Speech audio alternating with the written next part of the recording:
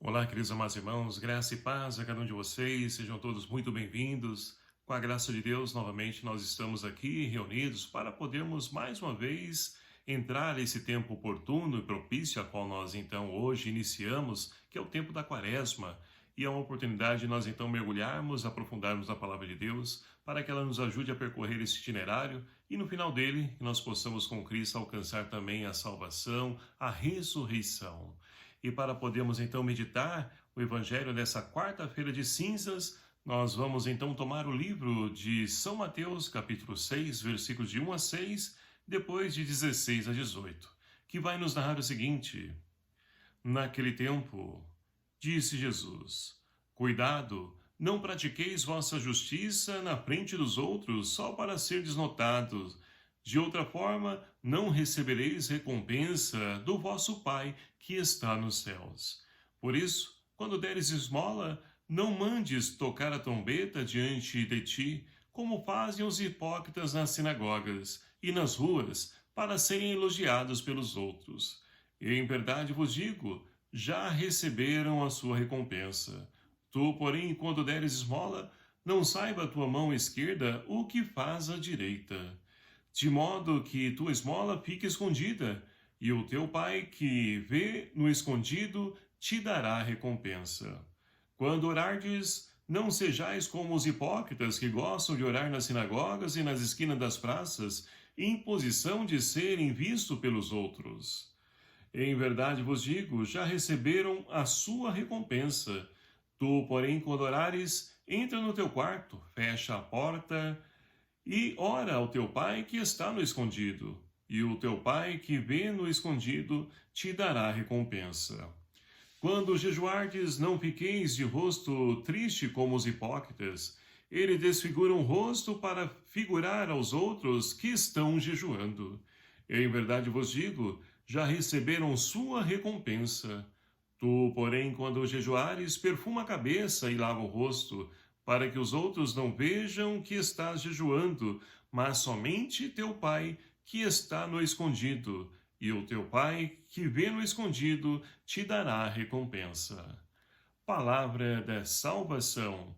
Glória a vós, Senhor.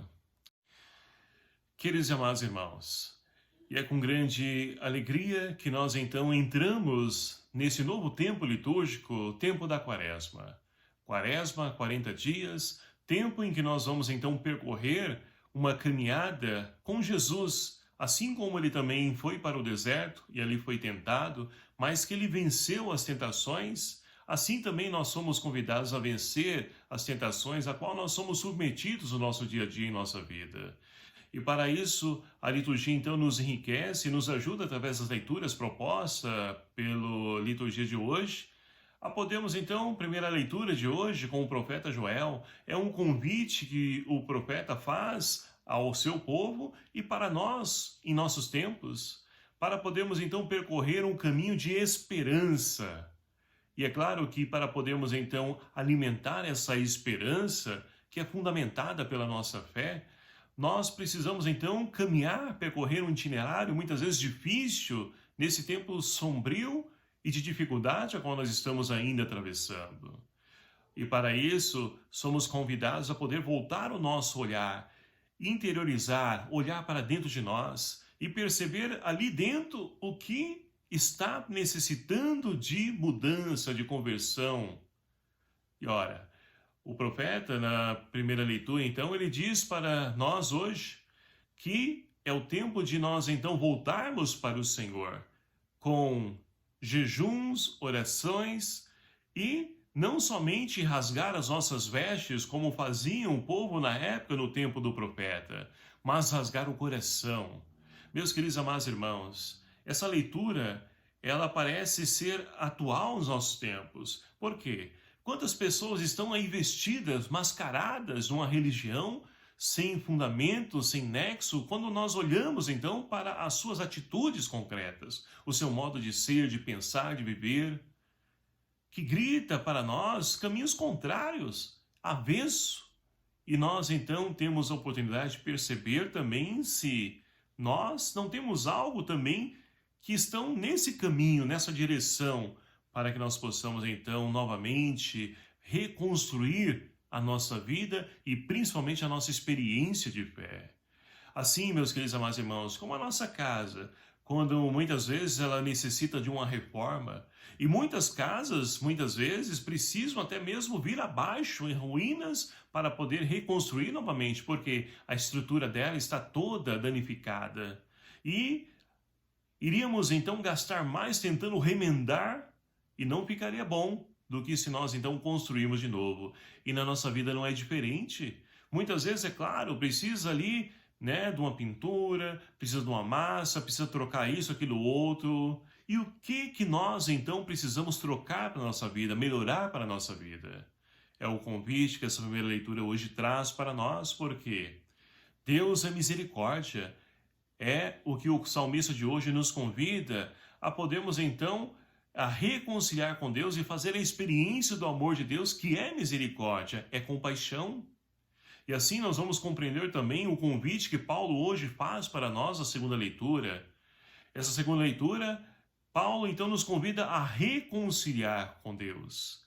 E ora, os apóstolos, que são hoje os sacerdotes, que recebem a missão de poder nos reconciliar através do sacramento da reconciliação ou da confissão, como você queira então ali dizer ou pensar, é a oportunidade de nos aproximarmos de Deus, nos reconciliar com Deus e com os irmãos. É o tempo favorável. Meus queridos amados irmãos, não podemos esquecer que a igreja, ela na sua sabedoria, ela pede a cada um de nós para que nós possamos então nos aproximar do sacramento da reconciliação ao menos uma vez no ano. É o que a igreja pede para nós. E é claro que nós, sempre que necessitarmos, nós podemos reconciliar através do sacramento, onde então o Padre, ele em persona Christi, ele nos absolve, é claro, mas nos orienta, nos instrui, para que nós possamos então, mais uma vez, melhorar e não caiamos novamente na repetição do pecado que muitas vezes somos tentados em nossa vida. E para isso, então, meus queridos amados irmãos, para que nós possamos vencer essa tentação, a igreja também nos apresenta um caminho de práticas penitenciais através da esmola, jejum e da oração. Ou como o evangelho de hoje nos diz, né? Através então da esmola, através da oração e por último o jejum. Mas que para nós não modifica nada, né? Porque nós somos convidados a poder então mudar, não importa a ordem que nós realizarmos, mas vivermos essas práticas nos ajudam. Por exemplo, a questão da esmola, muitas pessoas fazem então uma experiência, um propósito para com Deus, de poder então se abster de algum alimento, seja de um chocolate, seja de uma bebida, seja o que for. E tudo isso para quê? Para nós economizarmos no nosso bolso? Não. Aquilo que nós deixamos de gastar com, seja qual for o nosso propósito, que no final dessa nossa caminhada nós possamos então guardar esse dinheiro e comprar, reverter esse dinheiro em alimentos, por exemplo, ajudando a assistir, né, os nossos irmãos nas nossas comunidades que necessitam, porque estão desempregados, estão enfermos, ou uma doação, seja uma pessoa que nós conhecemos que está passando por dificuldades, não sei qual o propósito, é você e Deus que faz. Mas justamente essa esmola, essa caridade, ela tem esse propósito, porque senão não há razão de existir. E aí nós aprofundamos também no que? Na questão do jejum. O jejum não é para mim perder peso, emagrecer, é claro que nos ajuda também, mas não é para essa, não é essa a finalidade. O jejum, ele não serve também para mim poder transparecer, assim como a caridade também, e é o que Jesus diz no Evangelho de hoje, não deve ser para nos ali apresentar para as pessoas como pessoas, né, que ajudam, são caridosas, que agem, que faz, não. Deve ser no nosso interior, porque se nós buscarmos então aplausos dos homens, nós já ganhamos a nossa recompensa. E os aplausos dos homens, meus queridos amados irmãos, tapinha na costa, não nos dá nada, não nos ajuda em nada. Pelo contrário, pode muitas vezes nos atrair a questão do poder, do orgulho, da soberba, e não é esse o caminho que nós somos chamados a percorrer. Então, voltando para a questão, né, oração também, a oração, qual a finalidade dela? De nós nos colocarmos em intimidade com Deus, ouvir a voz de Deus, ler a palavra, deixar que a palavra ilumine a nossa vida. É esse o caminho que então tem a oração para nós. Deve nos servir para podermos então ouvir e escutar a Deus. E quanto nós precisamos escutar a Deus. Muito falamos. Aí chega na hora de Deus falar, nós então viramos as costas e deixamos ele, como diz o jovem hoje, no vácuo, sem ouvir aquilo que de fato poderia nos ajudar, nos direcionar, nos esclarecer. Então, meus queridos amados irmãos, esse caminho que pede para nós a questão da esmola, a caridade, né? Através da oração, através do jejum, nos ajuda a ter autocontrole sobre o nosso corpo. Que nós não precisamos, então, realizar aquilo que nós não queremos, que não faz bem para a gente. É assim que nós vamos vencer as tentações. E vencidas as tentações, nós poderemos, então, meus queridos amados irmãos, nos tornar pessoas melhores, crescendo em busca da santidade. E nós hoje também damos início à campanha da fraternidade, que esse ano traz como tema para nós a questão do alimento, da partilha dos alimentos. Dai-lhe vós mesmos o de comer.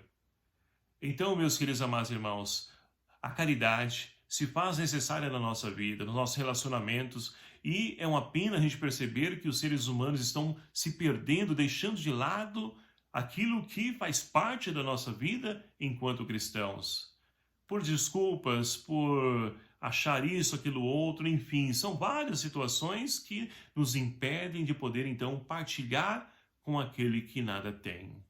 Então, que nós possamos, que toda essa prática da quaresma nos ajude e nos enriqueça a podermos, então, crescer em caridade, porque Deus é amor, Deus é caridade, e nós precisamos também ser sinal da presença de Deus para tantos irmãos que estão nas trevas e perderam o sentido da sua existência. Que nós possamos também levar a eles não somente o alimento físico, mas também o alimento espiritual. Portanto, meus queridos amados irmãos, tenhamos todos nós uma boa, frutuosa e santa quaresma, e ao final dessa caminhada, possamos todos nós, com Cristo, também ressuscitar como homens e mulheres novas para um mundo novo, a qual o Senhor espera de cada um de nós, e a qual também todos nós esperamos, almejamos, mas que tudo isso exige de nós compromisso, responsabilidade, para que o reino aconteça em nosso meio. Louvado seja o nome do nosso Senhor Jesus Cristo, para sempre seja louvado. Muito obrigado a você, meu querido amado irmão, e continuo a pedir a sua ajuda para evangelizar, divulgar, esses nossos vídeos. É uma pena, eu não paro, de gravar os vídeos, porque pela quantidade de pessoas, não. Mas é muitas vezes os nossos compromissos, nossas dificuldades, tanta situação adversa para nos impedir.